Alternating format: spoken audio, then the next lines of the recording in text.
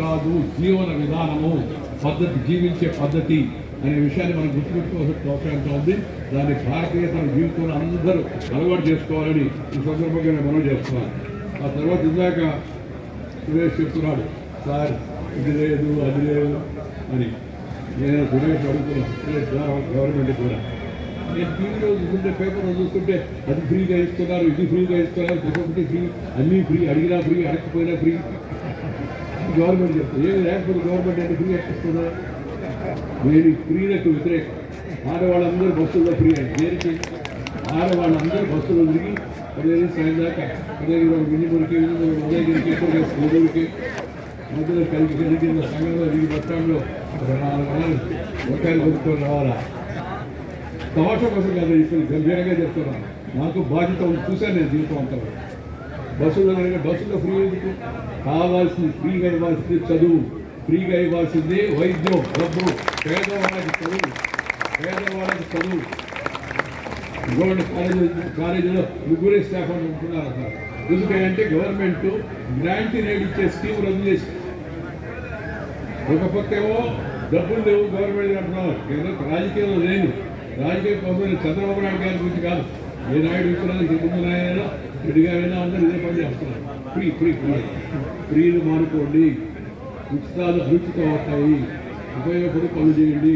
రోడ్లు కరెక్ట్గా రోడ్డు వేయాలంటే డబ్బులు లేవు. రోడ్డు, కరెంటు, నీరు, మంచినీరు నాకు చెప్పారు. సంవత్సరం ఇంటి కదా అక్కడి నుంచి ఆలోచన జరుగుతుంది. అప్పుడు 35 కోట్లు 10 రూపాయలు ఇచ్చాం. ప్రతి ఇంటికి పైపు నీళ్ళు ఇవ్వాలనేది ప్రధానమంత్రి యొక్క ఆశ. నీళ్ళు ఇవ్వండి, రోడ్లు వేయండి, కరెంటు పోకుండా రైతులు 12 గంటలు ఉండేట్టుగా చూడండి. దాంతోపాటు జబ్బు వస్తే దగ్గరలో ఆసుపత్రి, ప్రభుత్వ ఆసుపత్రి ఉండేట్టుగా, ఆసుపత్రి ఉంటే డాక్టర్ ఉండేట్టుగా, డాక్టర్ ఉంటే మందులు ఉండేట్టుగా ఆ వ్యవస్థను ఏర్పాటు చేయాలి. దీన్ని చాలా ముఖ్యం ఇవ్వాలి. దీన్ని వదిలిపెట్టి మిగతా వాడికి ఫ్రీ ఇవ్వడం అవుతుందో ఉచితం కాదు. నేను ఏ రాజకీయ పార్టీని ఉద్దేశించి మాటలు చెప్పాలి. చంద్రబాబు నాయుడు గారు చాలా పరిపాలనా దక్కుడు, మంచిగా కూడా పరిపాలన చేస్తున్నారు. మొన్న సహచరులు కూడా మేము ఇద్దరు కలిసి ఒకసారి 78 ఎమ్మెల్యే ఏమో, నేను ఉదయగిరి నుంచి ఆయన చంద్రగిరి నుంచి, అక్కడి నుంచి మంచిగా పనిచేస్తున్నాడు, కష్టపడుతున్నాడు. లోకేష్ కూడా కష్టపడుతున్నాడు, పవన్ కళ్యాణ్ కూడా కష్టపడుతున్నాడు. నేను ఇష్టపడిన పని కష్టపడి చేస్తే నష్టపడేది అనే మాట వాళ్ళకు కూడా చెప్తున్నాను. దయచేసి ఉచితాలు వదిలిపెట్టండి. మోడీ గారు ఈ దేశంలో ఉన్న పేదవాళ్లకు, చాలా మంది తెలవలేదు, మోడీ గారు 82,000 కోట్లు ప్రతి సంవత్సరం ఖర్చు పెట్టి మనకిచ్చే రేషన్ 2 రూపాయలకి ఇచ్చేట్టుగా చూస్తున్నారు. పేదవాడికి మనం చేయాలి. ఇచ్చే ఫ్రీ ఏదన్నా ఇస్తే డబ్బులు గవర్నమెంట్ నుండి ఫ్రీగా ఇవ్వాలంటే పేదవాళ్ళకి మాత్రమే పరిమితం చేయాలి. లేదా వైకల్యం ఉన్నవాళ్ళు, కాళ్ళు సరిగా లేనివాళ్ళు, చేతులు సరిగా లేనివాళ్ళు, ఇతర ఇబ్బందుల వైకల్యం ఉన్నవాళ్ళు, ఫిజికల్ డిజేబుల్డ్, వాళ్ళకి బస్సులో ఉచితంగా ఫ్రీగా ఇవ్వండి. వాళ్ళకి సౌకర్యం కల్పించారు, వాళ్ళకి వైద్యానికి సహకారం అందించారు, వాళ్ళకి అవసరం పరికరాలు ఫ్రీగా గవర్నమెంట్ కొని వాళ్ళందరికీ అందించాల్సిన అవసరం ఉంది. వాటి మీద ఎక్కువ దృష్టి పెట్టారే కానీ ఈ అనవసరమైన ఉచితాలు ఇచ్చి రాష్ట్ర ఆర్థిక పరిస్థితి బాగాలేనప్పుడు, తెలంగాణ పరిస్థితి బాగాలేదు, ఆంధ్రప్రదేశ్ పరిస్థితి బాగాలేదు, పూర్తిగా ఆర్థిక దెబ్బతీసి అప్పుడు వచ్చాడు చంద్రబాబు. దానికి ఎవరో కారణం మనం నిందించుకుంటే ఉపయోగం ఉంది. ఉన్నదాన్ని ఎలా మనం సరిదిద్దుకోవాలా? కేంద్రం సహాయం చేస్తుంది, ఎంతవరకు సహాయం చేస్తుంది, కొంతవరకు సహాయం చేస్తుంది. కేంద్రం సహాయంతోనే ముందుకు వెళ్ళాలి తప్పకుండా. అనవసర వివాదాలు పెట్టుకున్నాం. ఇప్పటికి కూడా ఇంత జరిగిన ఇంకా అమరావతిపై కొంతమందికి వివాదం. ఈ రాష్ట్ర రాజధాని అమరావతి కావడం మనందరికీ గర్వకారణం, చారిత్రాత్మకమైనది. అది చరిత్రాత్మకమైన అమరావతి, గత పెద్ద చరిత్ర ఉంది. మనం తెలుగు వాళ్ళం, అమరావతి చరిత్ర మనం మర్చిపోకూడదు, కాకతీయుల గురించి మనం మర్చిపోకూడదు, మన పూర్వీకుల గురించి మనం మర్చిపోకూడదు. మనకి మన యొక్క పూర్వం అంతా తెలియజేసేట నగరం అమరావతి నగరం. దాన్ని నేను చెప్పినప్పుడే మనకుండే సమయం అంతా మన దూరుడు నిధులంత వరకు కేంద్రం కూడా గమనిస్తుంది. నేను పట్టణాభివృద్ధి మంత్రిగా ఉన్నప్పుడు అమరావతి లేదు, కానీ రాష్ట్ర రాజధానికి 1700 కోట్లు శాంక్షన్ చేశారు. మా సెక్రటరీ అన్నాడు, కానీ రాజధాని లేకపోతే డబ్బులు ఎక్కడ పోవాలి సార్ అని. వైద్యులు పోతారేమో కాదు సార్, డీటెయిల్డ్ ప్రాజెక్ట్ రిపోర్ట్ ఉన్నానన్నారు. రాష్ట్ర రాజధాని ఇంకా ఏర్పడలేదు. నేను చెప్పాను, రాష్ట్ర రాజధానిలో గుంటూరు ఒక భాగం, విజయవాడ ఒక భాగం, ఆ రెండింటికి మంచినీటి సమస్య ఉంది, ఒక దగ్గర మురుగు కాలువ సమస్య ఉంది. వాళ్ళిద్దరికీ ఈ 1500 కోట్లు, అది కాబట్టి ఒక 1000 కోట్లు అదనం చేర్చి వాళ్ళకి ఇచ్చే ఉత్తరం వేసి పథకం పెట్టి March 31 లోపల దాన్ని ఇబ్బంది చేసి ఆగిపోయి పంపించి రాష్ట్రానికి మనకు ఉపయోగపడే పథకాలు వాటిని మనం అమలు చేసుకోవాలి. స్వతంత్రం వచ్చి 2 సంవత్సరాలైనా ఇంకా మనం కొన్ని ఫ్రీగా ఇవ్వాల్సిన పరిస్థితి ఎందుకు వస్తుందో ఆలోచించాల్సిన అవసరం. పేదరిక నిర్మూలనకు, పేదలకు చదువు, పేదలకు సొంత కాళ్ళపై నిలబడే ఆ శిక్షణ, ఆ ట్రైనింగ్, ఆ కోర్సులు అలాంటి వాటిని వాళ్ళకి ప్రోత్సహిస్తే పేదరికం క్రమేపీ తొలగిపోతుంది. దాంతోపాటు ఆఖరిగా ఉన్న వాళ్ళకి అన్నం పెట్టడం కూడా కార్యక్రమం కాబట్టి కేంద్ర ప్రభుత్వం ఎలాగూ పేదవాళ్ళకి ఇంతవరకు అని చెప్పి రేట్ల కోసం చాలా తక్కువ రేటు మనకు కావాల్సిన బియ్యం కానీ గొడవలు కానీ ఇవన్నీ తీసుకోవాలి. ఇలాంటి వాటిని కొనసాగించుకోవాల్సిన అవసరంతో ఉంది. నేను ఇక్కడ ఉండేట పరిస్థితి నుంచి ఈరోజు ఈ రాజా సత్యనారాయణ గారు చొరవ తీసుకొని హరిహర ఎడ్యుకేషన్ స్థాపించి ఆ రోజు కావాలి ఎమ్మెల్యేగా అంత గుట్టిపాటి కొండపనాయుడు గారు తీర్చినట్టు అప్పుడే ముఖ్యమంత్రి గారు జరగ వెంకటరావు గారి ఆహ్వానంతో ఈ కళాశాల రూపుదిద్దుతుందనే విషయం కూడా నాకు తెలుసు. అప్పుడు ఆ తర్వాత దీనికి కావాల్సిన మిగతా కోర్సులు శాంక్షన్ చేయడం నేను ఎమ్మెల్యే అయ్యాను. నేను ఎమ్మెల్యే అయిన తర్వాత మన లీగల్ కాలేజీకి మనం సహకారం చేయమని అందరికీ చెప్పారు కదా. చదువుకున్న విద్యార్థులు చాలా మంది ఉన్నారు. అందరూ 8,000 మంది ఎవరెవరికి మనసు ఉందో వాళ్ళందరూ తగిన సహాయం చేయండి. ఈ కళాశాల బాగా కూడా నాకు ప్రభాకరే పెద్ద మనసుతో 10 లక్షలు ఇచ్చాడు. ఆయన పారిశ్రామిక డబ్బులు నాకు మనసు ఉంది కానీ డబ్బులు నేను ఏం వ్యాపారం చేయలేదు. అయితే నాకు పెన్షన్ వస్తుంది. 3 నెలల పెన్షన్ 5 లక్షల రూపాయలు ఈ కళాశాలకి రేపే పంపిస్తానని చెప్పి ఉపరాష్ట్రపతిగా మనం కూడా చెప్తాను సార్ 2 పెన్షన్లు తీసుకువచ్చాయి. అలాంటి ఐడియా నాకు బ్యాక్ ఇద్దరైనా పెన్షన్ తీసుకుని అందరికీ గుర్తు చేస్తాను. నేను ఉదయగిరి ఎమ్మెల్యే కదా, ఎమ్మెల్యేలు అందరికీ ఇళ్ల స్థలాలు ఇచ్చారు. హైదరాబాద్లో ఇవ్వకూడదని అసెంబ్లీ లేచి మాట్లాడారండి. మరుసటి రోజు బిల్లు పాస్ అవుతుంది. అప్పుడు అవసరం గురించి అడిగారు. నిన్న ఉపన్యాసాలు ఇచ్చారు కదా, సుందరయ్య గారు చెప్పారు సిపిఎం నేత, ఆయన వద్దన్నాడు. ఓంకార్ గారు వద్దన్నాడు, నేను వద్దన్నా. నిన్న వద్దన్న వాళ్ళు తీసుకోకుండా ఉంటే బాగుంటుంది కదా. వెంటనే లేచి నేను తీసుకోను అని చెప్తుంటే జయపాల్ గారు నా పక్కా పట్టుకొని లాగాడు. నా బాగా స్నేహితుడు ఆయన బాగా తల్లిప్పుడు వాళ్ళ మామగారు కొంత వడ్డీ వ్యాపారం ఆ రోజు 2 రూపాయలు. మీకు ఏమి లేదు నాకు నిజంగా నాకు హైదరాబాద్ ఇల్లు స్థలం చూసుకోవాలి. ఒక పద్ధతి, సంస్కారం, సంఘం నేర్పుతుంటే అలవాటు కారణంగా నేను ఎమ్మెల్యేగా ఇళ్ల స్థలం తీసుకోలేదు. రెండోసారి చెప్పి రకం చేయాలి. అప్పుడు కూడా మళ్ళీ పెట్టారు. ఇంతకుముందు తీసుకోవాలని ఇప్పుడు తీసుకోవచ్చు, నేను తీసుకోవాలని చెప్పాను. తర్వాత నేను ఎంపీ అయ్యా. 2 సార్లు ఎమ్మెల్యే, 4 సార్లు ఎంపీ అయ్యా. కర్ణాటక నుంచి 3 సార్లు ఎంపీ అయితే అక్కడ కర్ణాటకలో ముఖ్యమంత్రి నన్ను కలిసి కాంగ్రెస్ ఆయన వెంకటనాయుడు చాలా మంచి డైనమిక్ పర్సన్. అందరూ ఎంపీ అందరికి ఇళ్ల స్థలాలు ఇస్తున్నాం, నువ్వు కూడా తీసుకోవాలి. నేను తీసుకోవాలి అని భయవాడుగా తీసుకోవాలి. ఎవరు తప్పు చేస్తున్నావా అందరికీ కూడా ఇస్తున్నారు కొద్దిగా. తర్వాత బీజేపీ ఆయన ముఖ్యమంత్రి అయ్యాడు ఇండియాలో. నేనే కర్ణాటక ఇన్ఛార్జి కొన్నాను. క్యాంపెయిన్లో కూడా దాదాపు 180 రోజులు తిరిగాం. 180 రోజులు తిరిగాం. పన్ను రస్తులు కార్లు పెట్టుకొని అన్ని తాలూకాలు తిరిగాం. తిరిగిన తర్వాత గవర్నమెంట్ వచ్చారు. యడ్యూరప్ప గారు మా ఇంటికి వచ్చి నాయుడు గారు చిన్న పైన ముఖ్యమంత్రి ఈ కాగితం సంతకం పెట్టండి. ఎందుకు కాగితం ఏమి ఇచ్చాడు చూశాను. ఈ సంతకం పెట్టాలని ఇంటికి పెట్టాలని చదివారా మీరు చదివారా కాగితం యడ్యూరప్ప గారు చదివారా ఏం లేదు అంటారు. నేను కింద లాస్ట్ ఏదైనా రాసిందంటే నాకు దేశంలో కానీ రాష్ట్రంలో కానీ ఎక్కడా ఇల్లు లేదు అని రాసింది. నాకు నెల్లూరులో మా అబ్బాయి కట్టించినా మా ఆవిడ పేరుకోవడం ఎవరి పేరుకున్నా ఇల్లు బాధే కదా, ఇల్లు ఉంది అందుకని ఇల్లు లేదు అని రాయనయ్యా అని చెప్పి ఆయన 16 కోట్లు అమ్ముతుంది. ఇప్పుడు ఆ ఎంపీ స్థలం $1 కాదు కదా బెంగళూరు. తీసుకోండి. ఒకసారి కాదు, 2 సార్లు కాదు, 3 సార్లు ఎంపీగా ఉన్నాడు. తీసుకోవాలి. ఎందుకంటే కొన్ని ప్రమాణాలు పాటించాలి. మనం మాటలు చెప్పేవాడు కొంత ఆదర్శ విధానం చూపించాలనే ఉద్దేశంతో మనం తీసుకోవాలి. ఇది రాజకీయ జన్మభూమి కాబట్టి మీ ముందు చెప్పాల్సిన మాట చెప్తున్నాను. కానీ మామూలు దాన్ని గొప్పగా చెప్పుకోవాల్సిన విషయాలు చెప్తాను అనుకోవడం. నాకు ఉదయగిరి అంటే ఒక ఎమోషన్, ఉదయగిరి అంటే ఒక ప్రమోషన్. నాకు పుస్తకం వేశారు మనవాళ్ళు. ఉదయగిరి నుంచి ఉపరాష్ట్రపతి వరకు 12 నుంచి 14 భూషణ్ వరకు అని చెప్పారు. ఆ పుస్తకంలో మొదటి అక్షరం మన ఢిల్లీలో అంతకుముందు ప్రధానమంత్రి గారు విడుదల చేశారు. ఇంగ్లీష్. ఆ తర్వాత తెలుగుది మాజీ ఉపరాష్ట్రపతి తెలుగు చేశాడు. మొన్న అది హిందీలో లేదని కొత్త దేశంలో అందరూ చదవదని మా మిత్రుడు లక్ష్మీప్రభా హిందీలో రాశాడు. ఎందుకురా బాబు ఇవన్నీ అంటే చరిత్ర రాయాలి సార్ అన్నారు. రాసుకుంటే అక్కడ చరిత్ర ఉంటుంది కదా, తెలుగు చదువుకుంటామని వాడు చెప్పాడు. మాట చెప్పాడు మిత్రుడు, చరిత్రను కూడా ఎవరైనా రాయాలా, రాస్తేనే చరిత్ర వస్తుంది.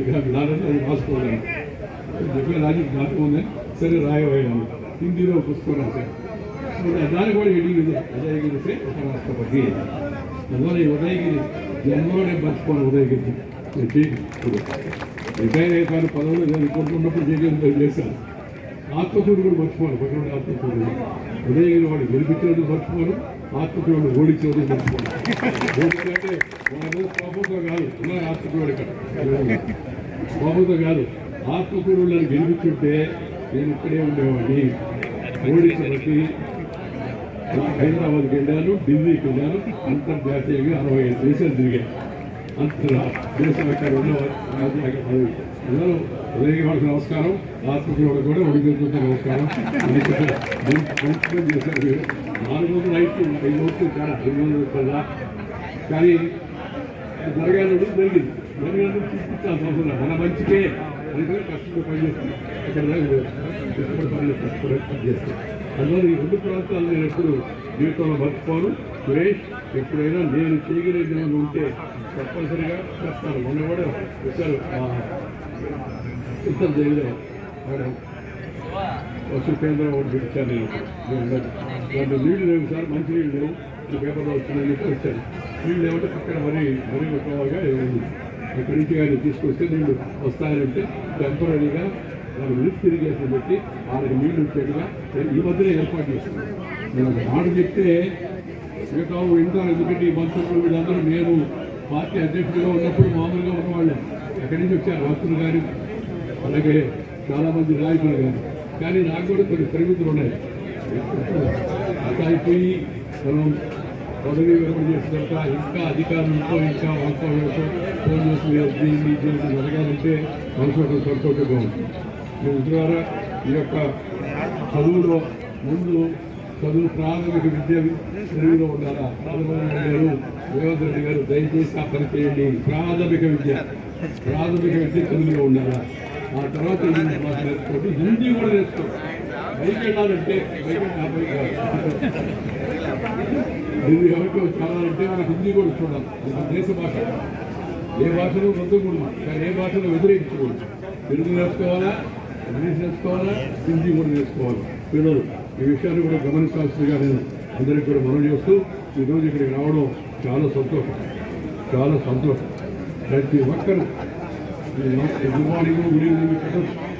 నమస్కారం అని good evening sir, good morning sir. అందులో ఒక మంచిగా చెప్పాలి, బ్యాడ్ చెప్పాలి కదా. ఒకటే ఒక్క లైన్ ఉంది, సింపుల్ లైన్. నమస్తే ఉదయం, నమస్తే మధ్యాహ్నం, నమస్తే 24/7 నమస్తే. మన సాంప్రదాయం అది, మన పద్ధతి. మన ప్రధానమంత్రి విదేశాలకు వెళ్ళినప్పుడు చూస్తాను నేను. అంతకుముందు వాళ్ళు వచ్చేవాళ్ళంతా అంతా బ్లాక్ బీచ్ అని చెప్పనేవాళ్ళు. నేను నమస్కారం పెట్టుకోవచ్చు పెడితే అందరూ నమస్కారం. మోడీ గారు ప్రపంచానికి భారతీయత అంటే ఏంది, ఇండియా గొప్పతనమైన విషయాలు గుర్తు చేస్తున్నారు. అది అమలు అవుతుంది. మీరందరికీ ఒక మాట చెప్తాను, దేశం అనుకోని లేదు, చాలా ముందుకు వెళ్ళింది.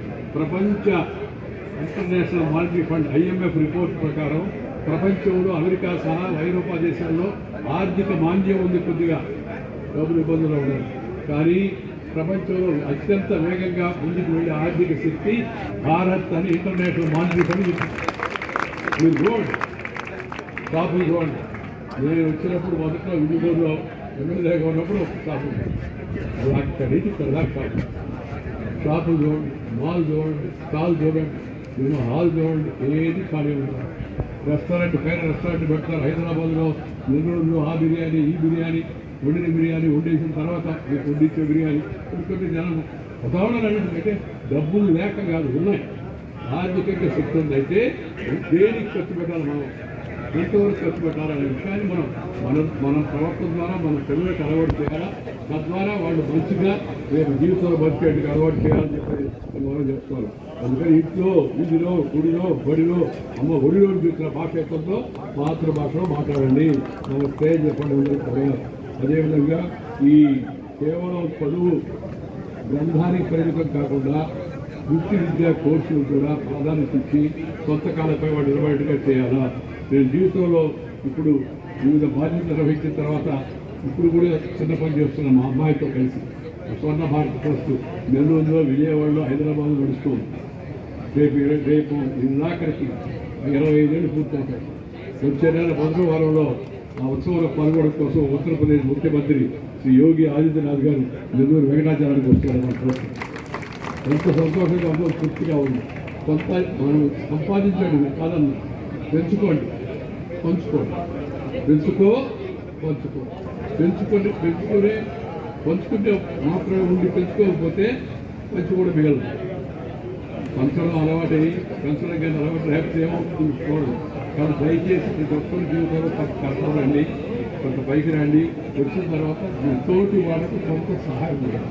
జన్మభూమిని మర్చిపోబోకండి. తిరిగి బ్యాక్ హోమ్ మన ప్రాంతానికి కూడా కొంత ఏదో చేయాలనే ఉద్దేశంతో ఈ ప్రాంతానికి కూడా తిరిగి ఏదో సహకారం వడ్డించాలా.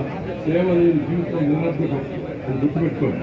నువ్వు చనిపోయిన తర్వాత కూడా గుర్తుపెట్టుకోవాలంటే మన ఏల్చూరు రంగనాథ గారిని గుర్తుపెట్టుకున్నాం, రాజా సత్యనారాయణ గారిని గుర్తుపెట్టుకున్నాం. ఎందుకు ఇవ్వండి, వారు మంచి పని చేశారు. మీరు కూడా మంచి పని చేస్తే మీ జీవితంలో మీ తర్వాత కూడా మనం గుర్తుపెట్టుకుంటాం. ఎవరైనా ఆ ఉద్దేశంతో నేను ఇప్పుడు స్వర్ణ భారత ట్రస్ట్ కూడా ఈ 3 నెలల కోర్సు తీసుకుని 1,00,000 మందిని ఉద్యోగ అవకాశాలు కల్పించి గవర్నమెంట్ ప్రైవేట్ వాళ్ళు చేస్తున్న పని ప్రైవేట్ వాళ్ళు చేస్తారు, కానీ ప్రభుత్వం చేస్తున్న పని ప్రభుత్వం చేయాలి. దాంతో అందరూ దయచేసి ప్రజలు కూడా కొంత యోగా అలవాటు చేస్తున్నారు. యోగా అంటే చెప్పారు సార్, యోగా చేస్తే నాకు ఏమవుతుంది, యోగుడు అవుతావు అని చెప్పి. యోగా చేస్తే ఏమవుతుంది నాకంటే యోగుడు అవుతావు అని. యోగా అంటే యోగా అంటే Modi yoga not Modi, this is for your body. అందుకని దయచేసి యోగా ప్రతి ఒక్కరు అలవాటు చేసుకోండి. మానసిక క్రమశిక్షణ వస్తే మెదడు కూడా సరిగ్గా పనిచేస్తుంది. శరీరం ఆరోగ్యంగా ఉంటే మెదడు కూడా ఆరోగ్యంగా ఉంది.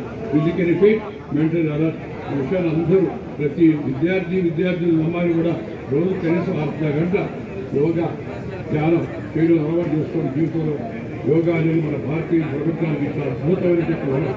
ఇది కేవలం దేహ దారిద్ర్యానికే కాదు, మానసిక ఏకాగ్రతకు, ఆధ్యాత్మిక సమతుల్యతను ఇస్తుంది. ఆరోగ్యకరమైన శరీరంలో ఉండే ఆ ఆరోగ్యకరమైన మనసు కూడా ఉంటుంది. అందువల్ల శారీరక దృఢత్వాన్ని ఇక్కడ నాకు ఒక విషయం గుర్తొస్తుంది. ఈ పేరు వల్ల గురువు గుర్తిస్తారు. ఒకసారి దేవకత్వం మాతో పాటు అందరూ కొంత ఎక్సర్సైజ్ చేసేవాడు. ఆయన ఎక్సర్సైజ్ చేసే ఉదయాన్నే లేచి గోడలు కొట్టుకునేవాడు. గోడలు కొట్టుకుంటే చిన్న విషయం కాదు, కానీ గోడలు కనీసం 10 సార్లు కొట్టేవాడు రోజు. అంతమందిగా శరీరం మంచి దారుఢ్యంగా శరీరం చనిపడుతుంది. పక్కన వేరే వరకు శారీరక దారుఢ్యం పెరిగితే మనకి ఆత్మవిశ్వాసం పెరుగుతుంది, మానసికమైన యొక్క కాంతి కూడా లభిస్తుంది. కాబట్టి ఈరోజు 50 ఏళ్ల క్రితం శ్రీ రాజా సత్యనారాయణ గారు నాటిన చిన్న విత్తనం నేడు వేలాది మందికి నీళ్ళు ఇచ్చే మహావృక్షం అయింది. ఈ వృక్షం ఎండిపోకూడదు, దీనికి నీరు పోయింది, దీన్ని సహకరించండి, దీన్ని బాగా ముందుకెళ్ళేట్టుగా చేయండి అని చెప్పాను. ఫార్మా విద్యార్థులందరికీ పోతాయి, చదివిన విద్యార్థులందరికీ నేను విజ్ఞప్తి చేస్తున్నా. దయచేసి మీరు అందరూ కూడా మీ వంతు మీరు ఎంత చేయగలరో అంతవరకు కళాశాల యొక్క వికాసానికి పూర్వ వైభవం సంతరించుకొని మునుపటి కళా మితంగా ఎదగడానికి అందరూ సహకరించాలి. ఈ భవిష్యత్తులో శతాబ్ది ఉత్సవాలు నేను లేకపోయినా పైన చూసుకుంటాను. మన వాళ్ళు ఏం చేస్తున్నారు, వేయాల్సిన కాలేజీ వాళ్ళు 75 సంవత్సరాలు 100 సంవత్సరాల పండుగ ఎలా చేస్తున్నారు గమనిస్తుంటారు. మనం చేస్తూ ఈరోజు ఈ యొక్క కళాశాల స్థాపనకు బాధ్యులైన అందరికీ శుభాకాంక్షలు తెలియజేస్తూ అందరూ కూడా చక్కగానే చెప్పినట్టుగా అంజలి కట్టిస్తూ వేల్చూరు రఘునాథ గారు, వేల్చూరు పెరియార్ శక్తి గారు, శ్రేష్ఠి గారు వీరందరూ కళాశాల అభివృద్ధికి ఎక్కువగా నిధులిచ్చారు. అందువల్ల ఇది వైఆర్ కాలేజీ కాదు, వైఆర్ కాలేజీ, విఆర్ కాలేజీ లాంటి పేర్లు వేల్చూరు రఘునాథం కళాశాల వెంకటగిరి రాజా కళాశాల చిక్కుపుట్టి కోడలని ఇంగ్లీష్ వాళ్ళు మన మట్టిపాడు కోసం పెట్టారు. హైదరాబాద్లో ఒక రోడ్డు ఉంది, దాని పేరు 8 రోడ్డు. ఎంజీ రోడ్ అంటే ఎన్టీఆర్ గారు అడిగారు sir, Mahatma Gandhi road. Mahatma Gandhi MG Sardar Patel SP road, Sardar నేను చదువుకున్న కాలేజీ వెంకటగిరి రాజా కళాశాల, విఆర్ కాలేజీ ఉంటే మనకు అలాగే వైఆర్ కాలేజీ అంటే అలాగే పూర్తి పేరుతో దేన్నైనా పిలవడం అలవాటు చేసుకోండి. మిమ్మల్ని కూడా మాట్లాడడం చక్కని మాట్లాడాలి, పలకరించేటువంటి అన్నా బాగున్నావా, అక్క బాగున్నావా, వదినా బాగున్నావా, మనవరా బాగున్నావా, ఎంత బాగుంటుంది, సిస్టర్లా బ్రదర్లా. ఈరోజు మా వాడు డ్రైవర్ ఫోన్ చేస్తున్నాడు, ఎవరితో మాట్లాడు, హలో బ్రో, ఈ బ్రో రావాలి బ్రదర్ బ్రో అయిపోయాడు. ఏం చెప్తాను, తిరిగి మన మూలాలకు వెళ్ళాలి, మన పాత పద్ధతులు మనం నేర్చుకోవాలి. అధునాతన సాంకేతిక పరిజ్ఞానం ఎంత ముఖ్యమో ప్రాచీన భారతీయ సంస్కృతి అంతే ముఖ్యమైన విషయాన్ని అందరూ గమనించాలా, జీవితంలో ఆచరించాలని అందరూ కోరుతూ కళాశాలకు మంచి భవిష్యత్తు నేను చెప్పిన విషయంలో కమ్యూనిటీ రేపేట రాజేస్తానని చెప్పి కళాశాల ముఖ్య నమస్కారం. జై హింద్, అందరూ జై హింద్ అనండి గట్టిగా, జై హింద్. ఇక్కడి నుంచి అక్కడికి నిలబడాలి, జై హింద్.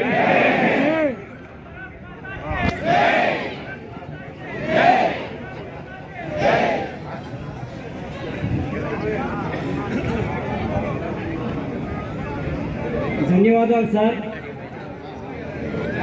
మీ ఉపన్యాసం మా ప్రస్తుత విద్యార్థులు